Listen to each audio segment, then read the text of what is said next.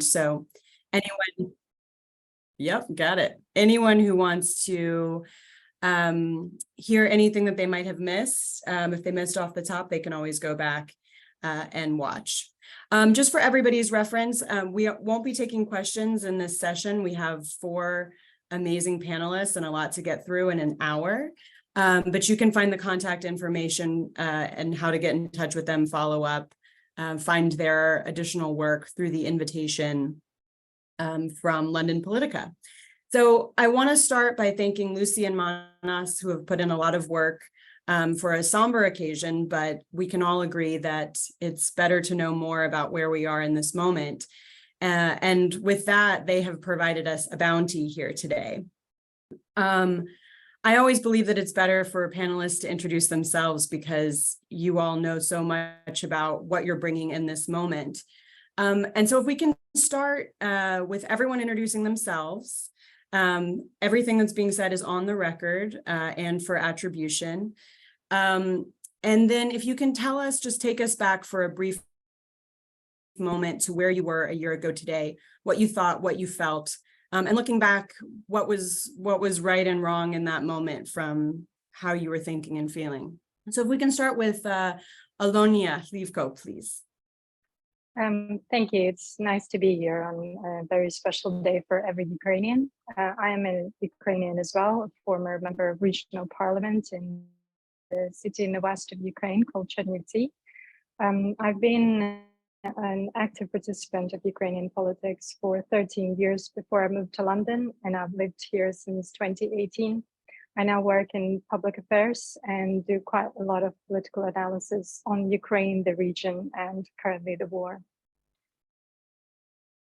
And tell us just briefly, take us back to that moment. What were you thinking? What were you feeling? I mean, obviously last year today was a pretty terrifying day for every Ukrainian.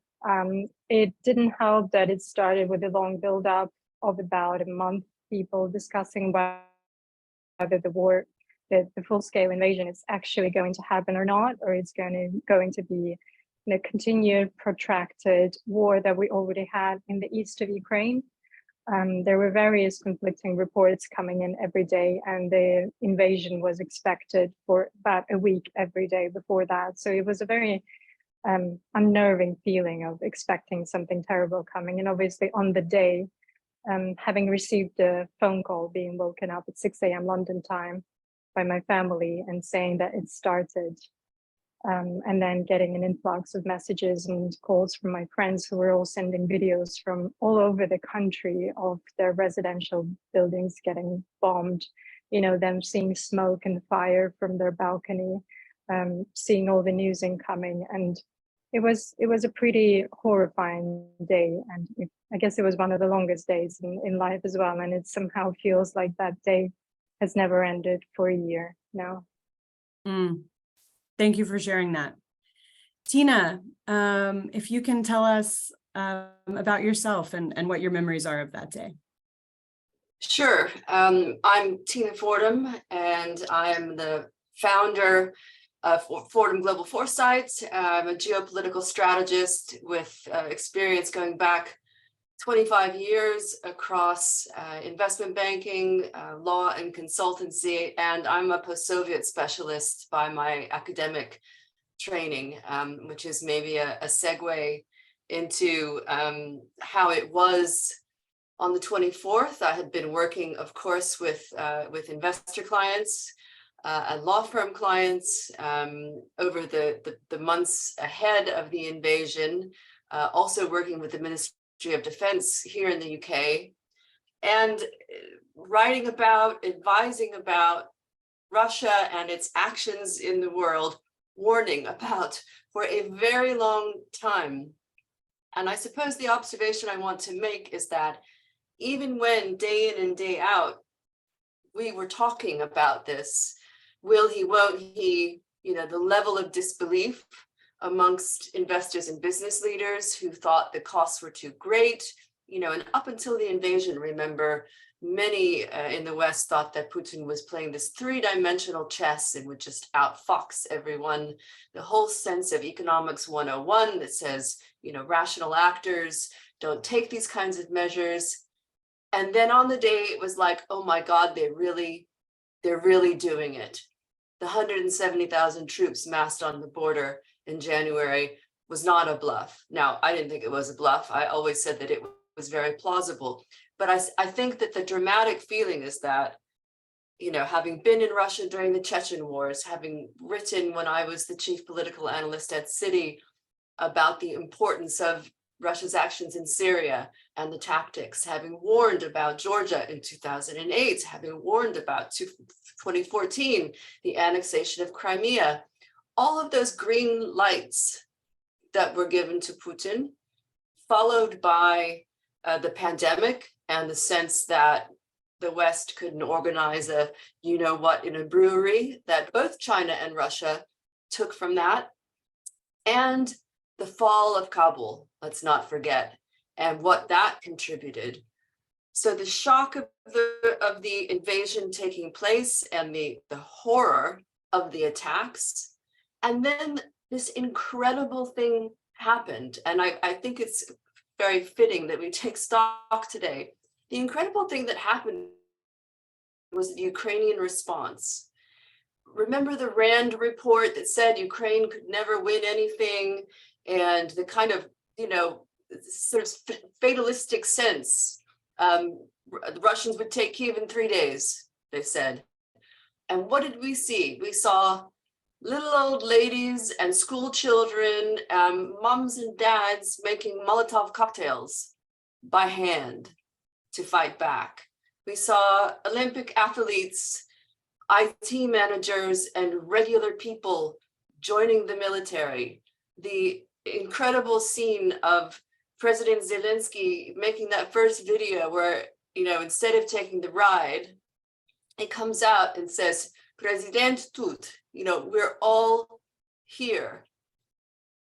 And that, frankly, is what started to signify that this was going to be different, that it wasn't going to be anybody rolling over, an easy fight or anything else. And that has, the Ukrainians themselves have forced the world not to ignore them and to support them. And that's another angle on this crisis, how we didn't know anything about what would happen next. And the role of human agency is always left out of political risk analysis and almost always got wrong.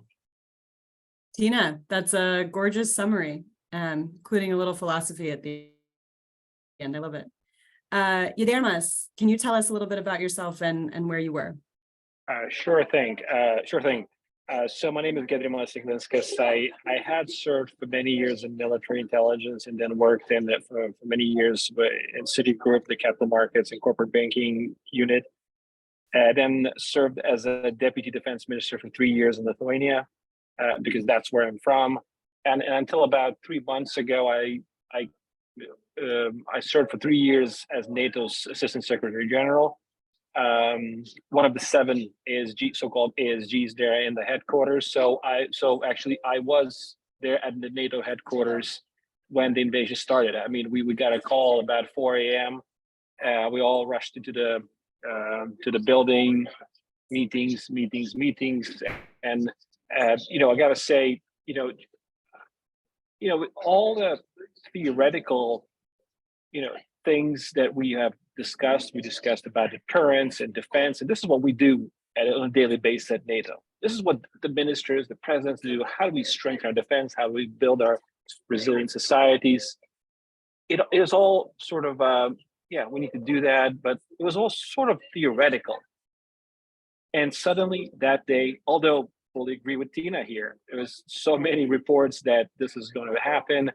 We had it all from an intel community, because intel community actually, if you remember, guys, published it quite openly. All those sources were not revealed, but the overall reports were out there in the media, because that was actually one of the strategic elements of not NATO. I would say NATO is not really as an organization involved, but the U.S. leadership. I think that's what they've done, and it worked. But obviously, it didn't work to deter the invasion. But again, to summarize, I think it has become real. And then after that, I think all we try to do when we think about deterrence, about defense, about our capability building, whether in defense, cyber, technological acceleration, economic, interconnections that we have as democracies, we have to look at that day. We have to look at that day that it's all become real. It's not just theoretical. It's not just something.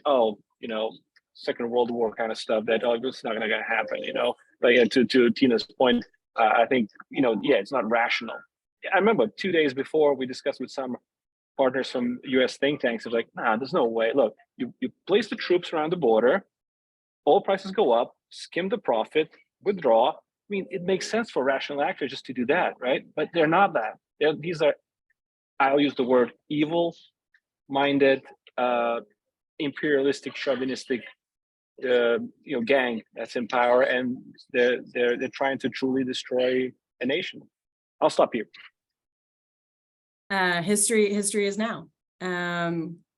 So we have a few new folks who have joined. I'll just welcome you.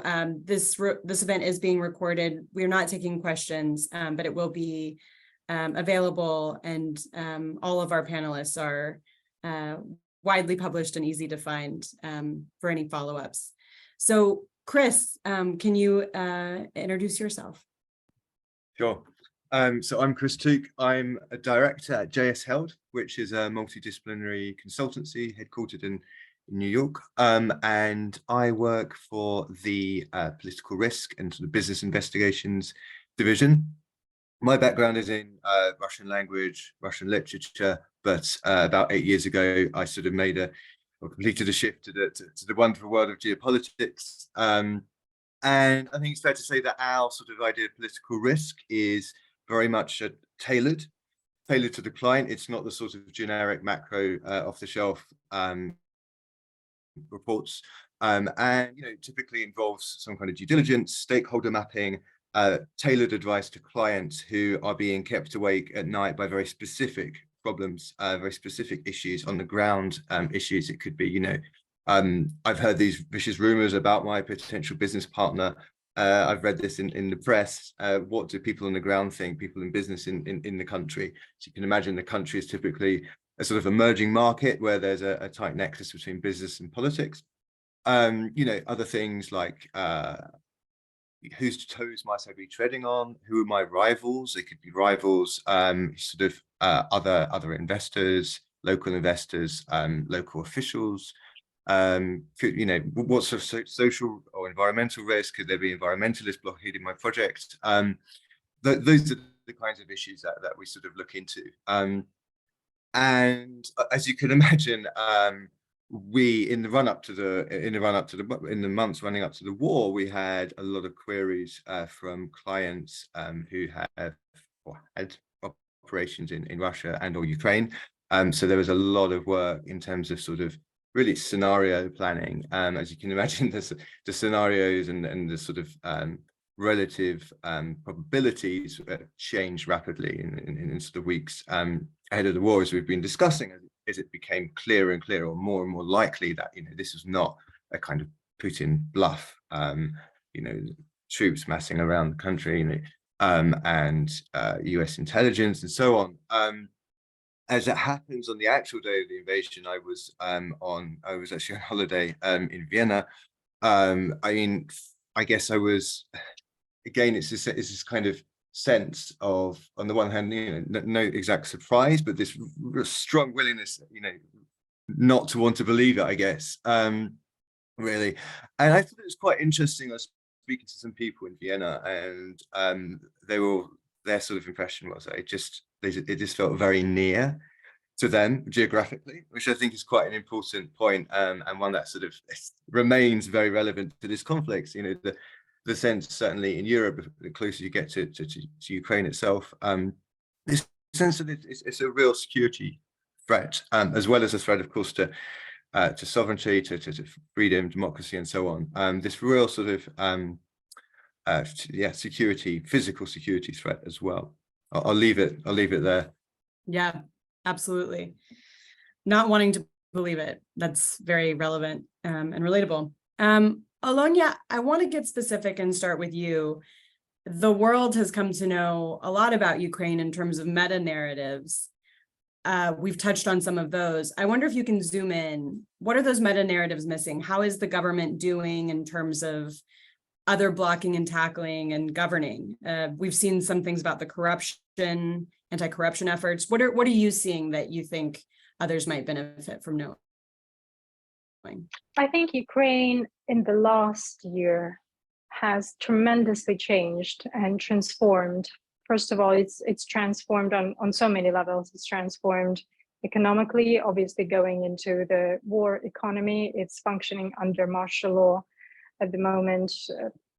All of that entails curfew. The informational space has changed because all of the major TV channels and all of the journalists have been united under this umbrella of United News Channel.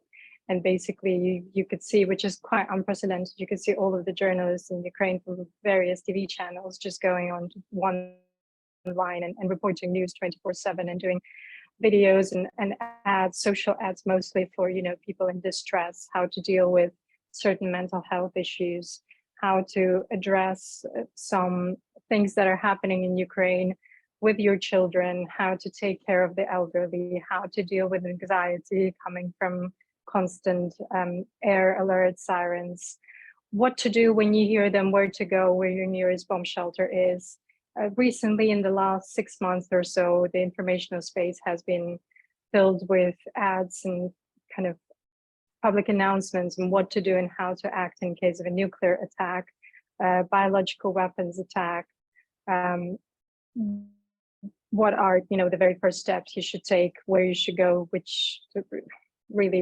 what is the protocol for that? So it's quite scary, but for Ukrainians, it has someone falling into the background, if that makes sense. I mean, everyone is so used to that's the new reality, that whenever you need to get updates in that brief period of time in the window when you do have electricity and running water, you kind of need to catch up on all the developments, charge all of your mobile phones and laptops and iPads, and make sure that you cook for the whole family, that you go out shopping and make everything prepared for the next blackout. Just be ready for that.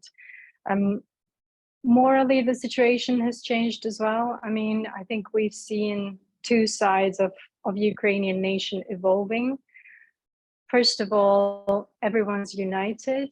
I think that unity comes just as you mentioned, to kind of take a step back from the meta level. People have seen Ukraine for the last year when it suddenly appeared on the global stage. For Ukraine, I think that process has started 9 years ago when the war itself started with the annexation of Crimea in 2014. Right after we finished the Revolution of Dignity on Maidan, the Independence Square in Kyiv, in February, March. And right after that revolution was finished, basically, when the president, Yanukovych, fled to Russia, when he's defected and gave up the country. And we've installed the new acting president, announced the elections. That's a few days later, Russia annexed Crimea. Actually, as well, these days, late February, when that's happened. And since then, most of the people who were there fighting against the special forces on Maidan, who were there trying to beat the protesters up, to basically stop the protest, make everyone go home. All of those people who got injured, who spent days and weeks and months in the square, they mobilized into these voluntary battalions, and they've moved to the east to fight, along with Ukraine's armed forces, along with National Guard that was formed actually with the war beginning, based on people from Maidan. So since then, the Ukrainian society has been really transforming into this one single unit with, I would say, quite a different political culture to all the other countries who were part of Soviet Union, because we've made that transformation from totalitarian mentality to the very briefly authoritarian state and highly corrupt, as it tends to be for post-Soviet countries. We've moved towards Western values because we have seen that, being very close, being on the border with European Union and then on another border with Russia and Belarus, we've seen the difference in lives, in the way those people live, the way they function, the way they achieve their goals and raise their kids, and the way they travel, etc. So I think the fundamental choice for Ukraine very gradually was moving towards the West. It's been moving gradually towards the West since the 90s. And then, eventually with very kind of, we were going in a sine wave almost, with the different political forces taking up at different points in history in Ukraine. From, the 90s were obviously highly criminalized and filled with all the post-Soviet politicians who formed new parties, labeled themselves something else rather than communists, and just proceeded of, participating in the privatization of state-owned enterprises and capitalizing on those to the fullest. And then the revolution, the Orange Revolution 2004 happened. So that contributed to the change in mentality, where people felt for the very first time like they actually could be agents in changing Ukraine, not just observing. Like normally, according to what people were taught in Soviet Union, you can never impact anything, you can only observe and comply. Whereas now it was the beginning of the formation of this new mentality, where people felt like they could impact their country and make a change. And in 2004, when people stood up against rigged election results, and they have managed to, well, they, and I mean myself as well, because I was a participant of that revolution. I was only the first year student at the university studying political science. But along with that, when our education kind of stopped for 3 months, from September until November, when everybody was protesting on the streets, we were part of those protests too, because the student core was also always fundamental to both revolutions in Ukraine.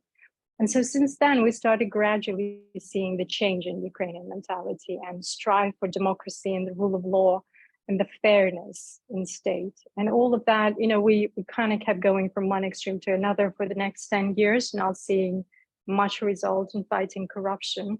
As you mentioned, until 2014, we had one of the major politicians in the country who happened to be the leader of the party that I was a member of, under which I've worked for 10 years, and I was their campaign manager and eventually ran as an MP and later became an advisor to the leader of the party, Yulia Tymoshenko, who was then imprisoned by President Yanukovych for political reasons. And politics in Ukraine were always very turbulent, and there was a lot taken.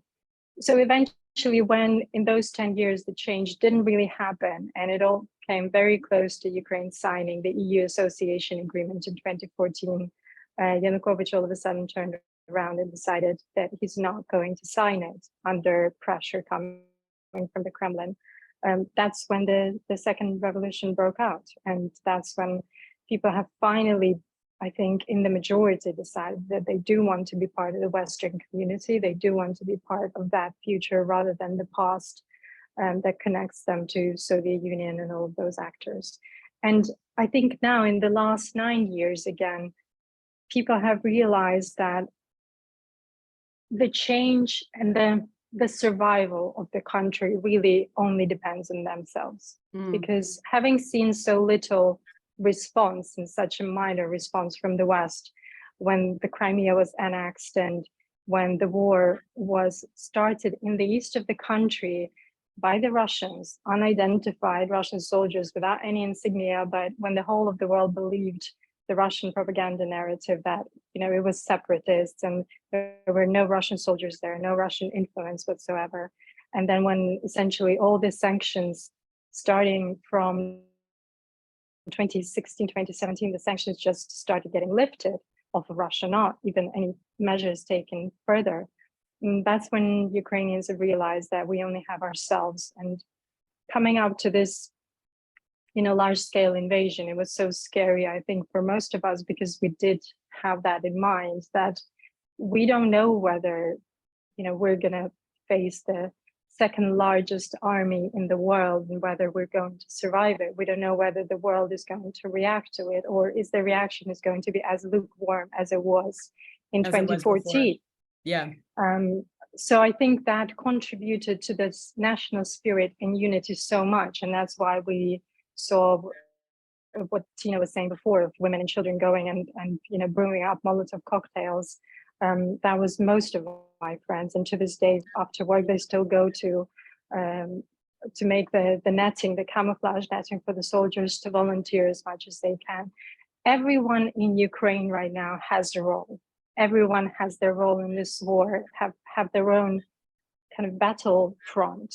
Whoever's in the trenches in the east, other people are trying to do as many events and panels and interviews, just telling the world about Ukraine and what the reality is on the ground, because we have to remember that it did start as a hybrid war by Russia, and informational element of it was crucial, because that's essentially why the world kind of took a step back and wasn't in any rush to intervene. And people are volunteering, fundraising, etc. So the country mentally has changed tremendously. Yeah. Back to the human agency Tina was talking about. Tina, I want to pivot to you and zoom out. You talked a lot about assumptions that were made in the lead up to the conflict. Where are we now? Are we in a world with new assumptions? Are we still building what those assumptions are? And I wonder if you can also touch on the China of it all. We're hearing increasingly a lot of noise from the US about what China may or may not do. And I'm wondering where you see us now in terms of how we're organizing ourselves as global actors. Well, to say that the Russian invasion of Ukraine, or the second Russian invasion of Ukraine, was a transformational event is now, I think, part of the accepted wisdom, but it wasn't earlier on. I was just looking back at what I wrote in the early days and weeks, that's the so-called first page of history. And I said in March in an interview with Financial News that as long as Putin was in power, Western business would not be able to work in Russia again. And that was considered a very bold statement. Now, of course, there's sanctions busting, and companies like, Philip Morris and others are still working in Russia, but Russia has become a pariah state, and I think it will stay that way until there is a new leader, and one that is willing to work with the West. Second point that I make that I think still stands is and applies to China, is the use of sanctions. So the international community unleashed the most powerful sanctions, including locking Russia out of the SWIFT financial system. And we've seen that thanks to the reserves that have built up and other kinds of mechanisms, that Russia has been able to withstand those. But there's another byproduct of that, which is the kind of normalization in many ways of powerful sanctions. All the decisions taken by the United States in conjunction with its European partners, NATO partners, are about communicating a clear line to Beijing. And I think that's very important to understand. Remember that in the beginning of February, during the Beijing Olympics, China announced its friendship without limits with Russia. We have to assume that Xi Jinping did not quite know what Putin would be up to just a few weeks later. And the costs of friendship or support for Russia have gone up for anybody brave enough to contemplate. Russia has not been able to reactivate the Cold War non-aligned movement as it had hoped, although you can see just most recently yesterday at the UN Security Council vote that it still has some residual warm feelings in some African countries, which are buying the completely fallacious argument that Russia is somehow fighting an anti-colonial war, which just boggles the mind. Or it may be much simpler, that Russia is is generously supporting the careers of some of these politicians, I couldn't possibly say. But what hasn't happened again is a reactivation of that non-aligned movement. And that takes me to another point that I make in my conversations with boards in the C-suite. And that's the kind of the knock-on effects include, besides the US-China relationship, the use of sanctions both ways, China having sanctioned Raytheon, for example, and more of that in the system. We've got big middle powers using or positioning themselves in this still crisis period in different ways. South Africa, for example, agreeing to hold joint military exercises. They've done that in the past, but these seem to be on another level. India taking a quite grown-up approach, I think, and on the one hand, standing up to Russia at the UN Security Council, at the Shanghai Cooperation Organization meetings and others, and on the record warning Putin not to use nuclear weapons and other things. But at the same time, India has been made to choose and is taking advantage of cheaper energy supplies that it's able to, to benefit from. So we haven't seen a replay of kind of Iraq war politics of if you're not, if you're not with us, you're against us. There's a lot of fence sitting going on, but we haven't fallen back into the same patterns either. I'd like to point out something that I hear a lot from, particularly from US investors and the press. And it's the sense, I'm American living in London for 21 years, by the way, despite the fact that apparently it sounds like I just fell off the turnip truck, I'm told. And that's the sense in the United States that European, and I include the UK in this, would crumble. Will to support Ukraine would crumble. A lot of focus on the MAGA wing of the Republican Party in the United States, and some murmurings of perhaps we shouldn't have a blank check to Ukraine and that sort of thing. In fact, I think we can be quite clear that having stumbled in the aftermath of the pandemic, NATO, the G7, the US, the EU, I want to include Japan and South Korean partners in this as well, Australia, have put up a united front supporting Ukraine and a hard line on Russia. And that has called Putin's bluff, and also the cynics and the frankly soft authoritarian supporters out there. And this is hugely consequential. The other point I'd make is that you can see it in the public opinion data. I mean, my personal electricity bills have tripled, and the UK isn't even particularly dependent upon Russian gas supplies, much less than other countries like Italy and others.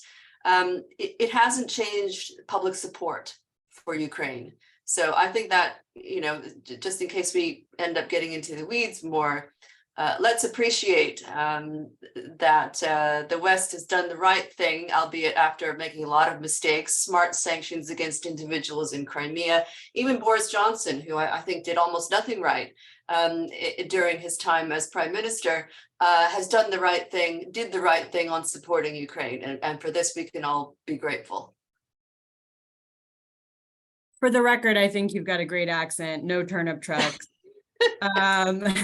Yeah, no, the polling point is a good one. I think the latest poll in the US is something like 70 some odd % are supportive. So even though you have some noise, it seems at this moment to basically be noise.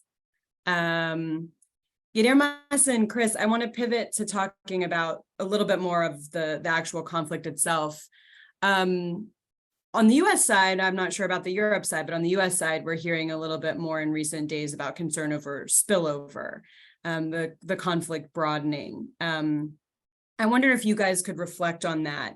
Do you see any worrying trends in that direction? What are you seeing on the political side as well? Whoever wants to jump in first. Happy to. Yeah, happy to take that.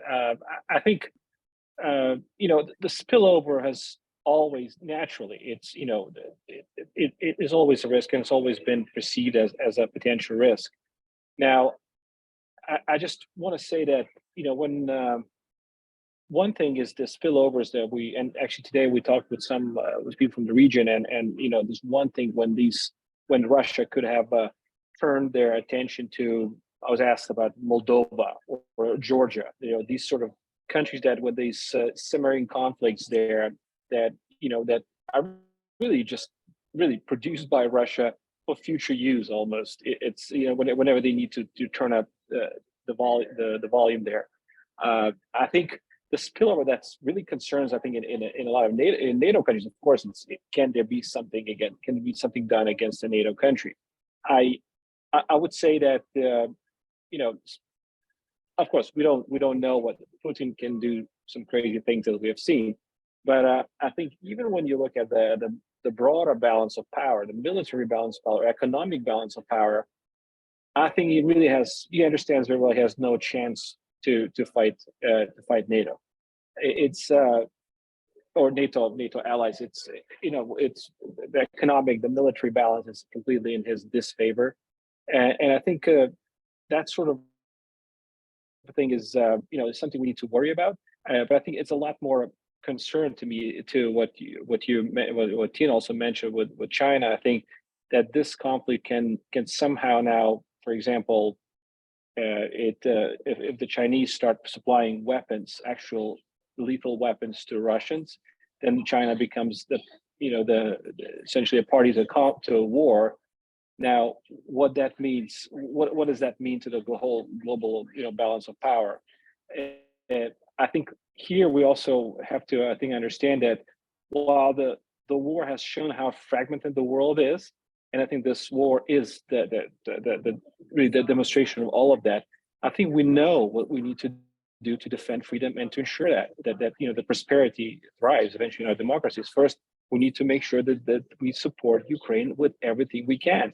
Now, here on defense industry side, for example, I think there's a lot to think about and a lot to do. I know that the factories are being turned on, but I think we're nowhere near the volumes and the scale that we need to achieve to really to defend the free world.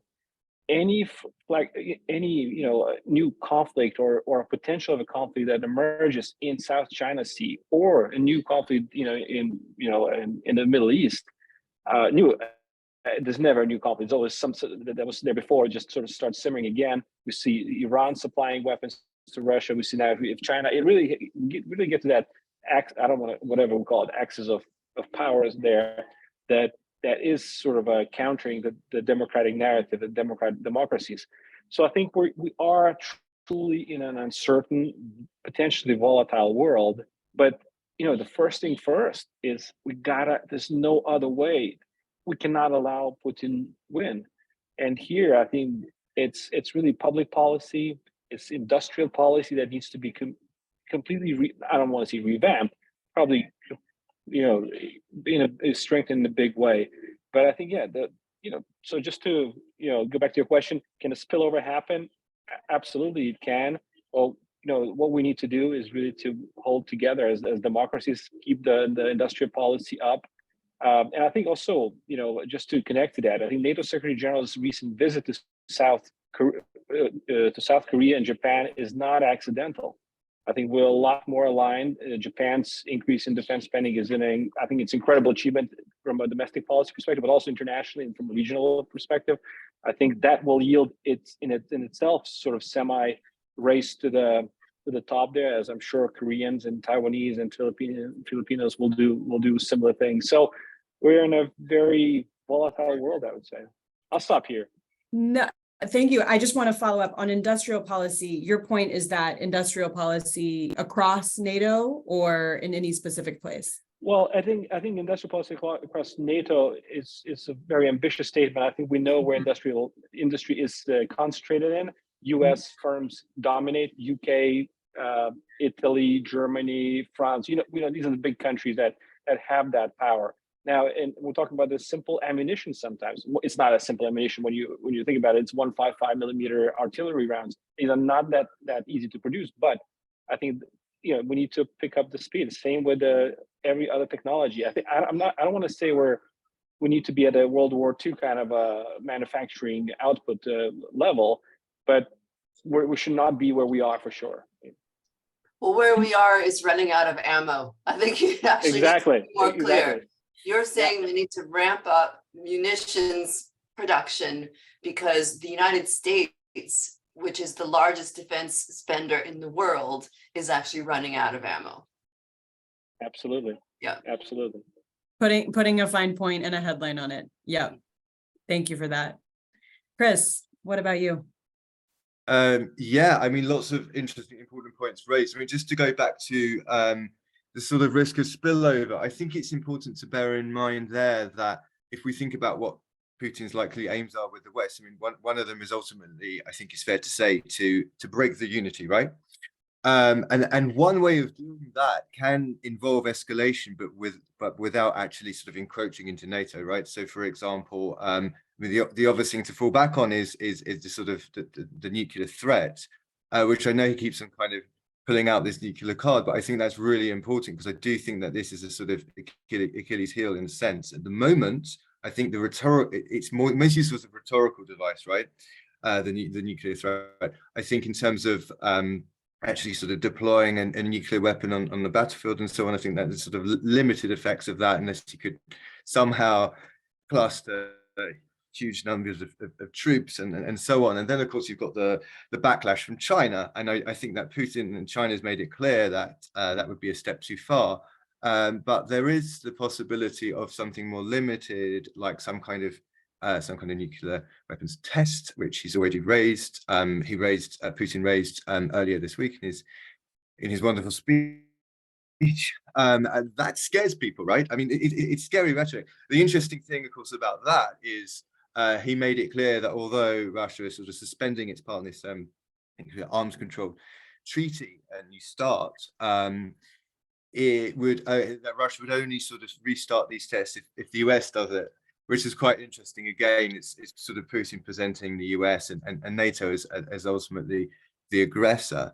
But just actually to sort of link this to the sanctions, what's quite interesting there is he explicitly mentioned Russia's sort of nuclear company, Rosatom, which controversially is one of the few areas that's of the Russian economy that's not sanctioned. And he sort of, the context was, I instruct the Ministry of Defense and Rosatom to prepare to sort of conduct these tests if conditions dictate.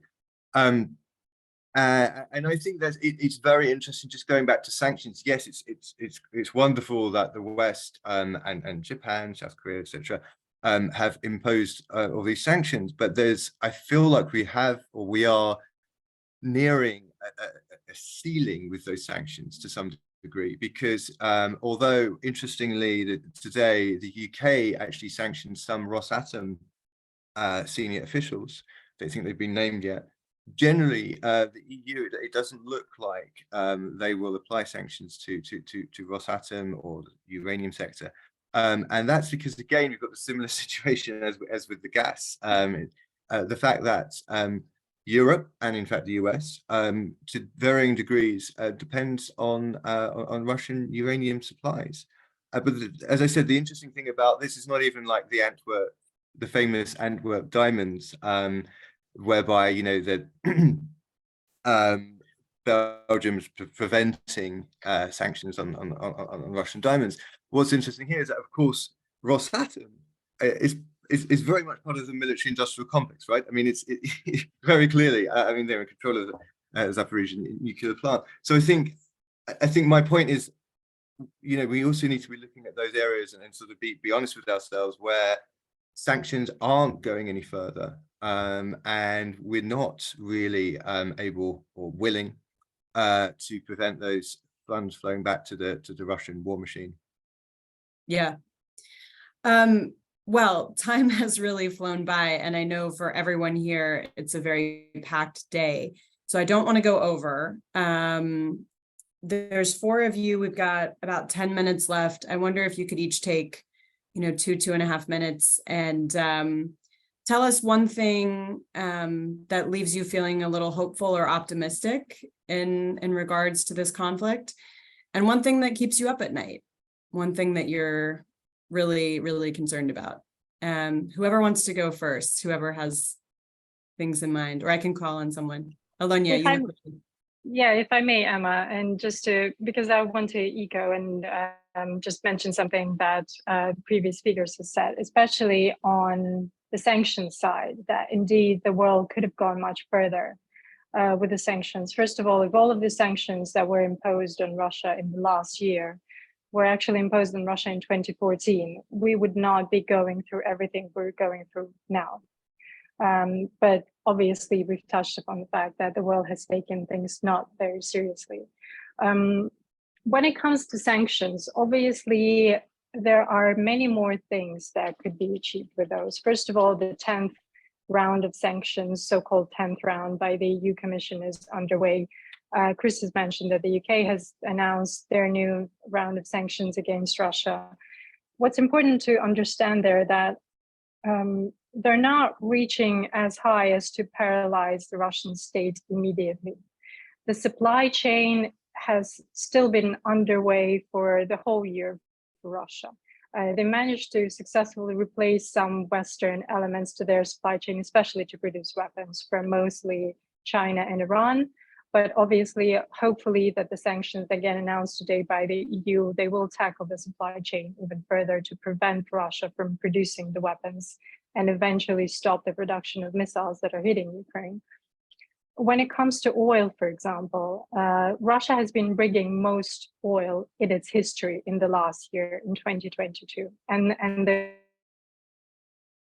oil price cap that was imposed by the EU Commission late last year, I believe was at $65 or $70. It's not nearly enough to, again, stop Russia making tremendous profits.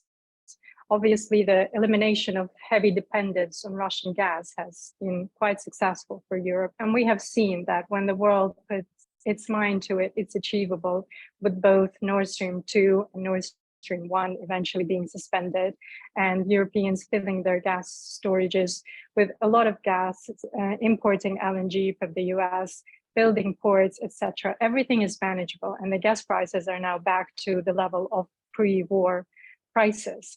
The same can be done with oil. For example, if the price will go to $35 per barrel, that could actually paralyze Russia in terms of funding their war machine. But obviously, there are many factors to be contributed to this. The only thing we can hope for is the next step would be, obviously, the very strong reaction would be the secondary sanctions to prevent even businesses from engaging with Russia as much as they are now. From all of the companies that have left Russia due to reputational damage. When you actually look at the numbers, everyone has heard, I'm sure, and referred to the Yale's list of the companies that they've built up, but there are other researchers that are coming up today saying that only about 8% of companies, of 1,400 companies registered in the West, have left Russia completely and totally. Most of them have used, they've stalled a little bit. They've used some time to figure out how to leave the market. They've still kept some of their resources and assets in Russia. So when you look at how people were trying to avoid getting affected by those sanctions, that's why the West was prevented from being quite effective with Russia. And the same goes for military sector. Obviously, NATO has been reconfiguring itself, but there is always this fear that, what are the Russian red lines? Right. One of them, leading to a potential nuclear war or a nuclear strike on Ukraine. I think it's important to understand one thing: Russia will not use nuclear weapons. I'm 90% sure of that, because Putin he's not suicidal. He loves life way too much. He's a coward himself, and he's terrified of death. We've seen that with his extra long tables to prevent him from catching COVID. We've seen him through all of his behavior at various events. He knows that if he strikes nuclear weapon on Ukraine, that's going to be the end of him. And I think the CIA director who met with Russian counterpart in Istanbul late last year, that might have been the exact topic of the discussion that they've had. And when they, Alonia, my dear, you've got so much. We've got only 6 minutes left, so I want to be sure we hear from. So hopeful on sanctions, indeed, is what I hear. yes. And yeah, Tina, what do you have? Well, let me try to be succinct. I mentioned already that the invasion of Ukraine was transformational. It's a shock. It's been a shock to our affluent complacence in the West, our kind of, I mean, I don't include myself in this, the presence of a kind of weird grudging respect for authoritarians and dictators, more overt in some circles than others. And it has completely exploded the idea that the commercial imperative trumps everything else, right? And that can lead to all kinds of unintended consequences, opportunities, and everything else. Of course, it is the Ukrainian people that are paying the price for everyone having sent these signals to Putin and all of that. But it's an opportunity also for a paradigm shift. Aliona mentioned the sanctions and energy. The political laws of political gravity have been broken, such as the unthinkable has happened with Nord Stream 2 being canceled. I used to talk about this, and people would say it's never going to happen. So much money has been spent. Well, happened. In 1 year, Europe has managed to wean itself off of Russian gas supplies. If there's any, I think, sort of possible silver lining, it's for the planet, because there's an opportunity to move away from petrostates and the petro curse that they bring along with them. Now that's me being very optimistic, because there is another element here, which is a strong desire to wishful thinking, even to return to the pre-crisis status quo. And that's where I will say, although it's not a reason to be hopeful in the traditional sense, we should be looking at the Nuremberg trials, a Truth and Reconciliation Committee model, as we saw in South Africa, and other ways of moving forward without simply papering over the war crimes that are being committed. We have precedents, sadly, and models. But in order to genuinely heal and move forward and not have the presence of these frozen conflicts sprinkled around, whether it's Armenia, Azerbaijan, or Moldova, as Yildirim's highlighted, we've got to do a better job at these kinds of sleeper risks, because they are there for Putin to activate. He's kept them all there. Yeah, affluent complacence is a great phrase that resonates. Yildirim, what do you have as a final thought? Just real quick, I would say it's been a lot of tragedy, but also the year, I think, has shifted our collective perception of reality, and in a rather good way. Speaking of our institutions, both NATO and the EU have been, I would argue, have been strengthened and made relevant by the war. Now, the EU, I know, it could have done a lot more. The 10th packet of sanctions just coming up, but multi-billion financial aid, 9 rounds of sanctions, Ukraine membership path.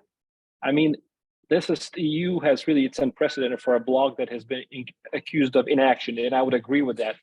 Later statement, there's been a lot of inaction in the past, but they have, it's a large group of democracies. It takes time. It's a very complex organization. Same with NATO. NATO's purpose has been reasserted.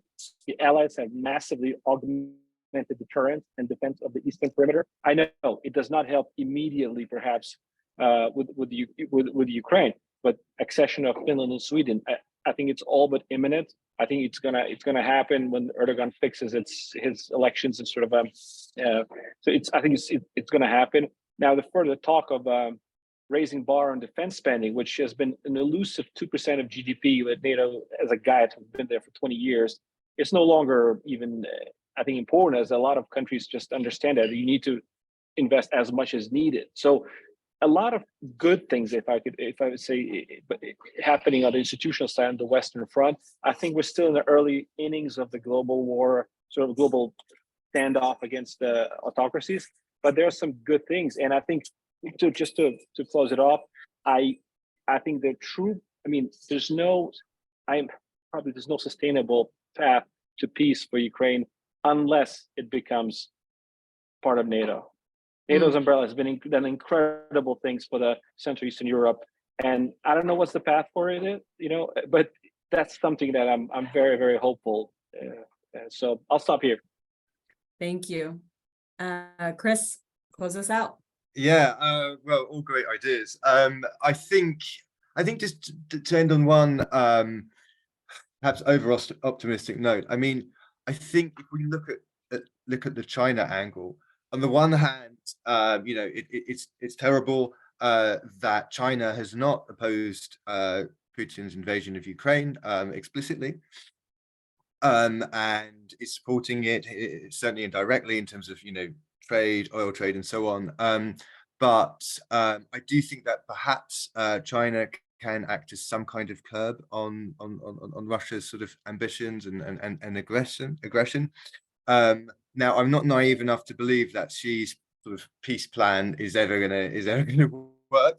He's absolutely wrong person, wrong country to come up with a peace plan. But I think there's some kind of positivity in it. I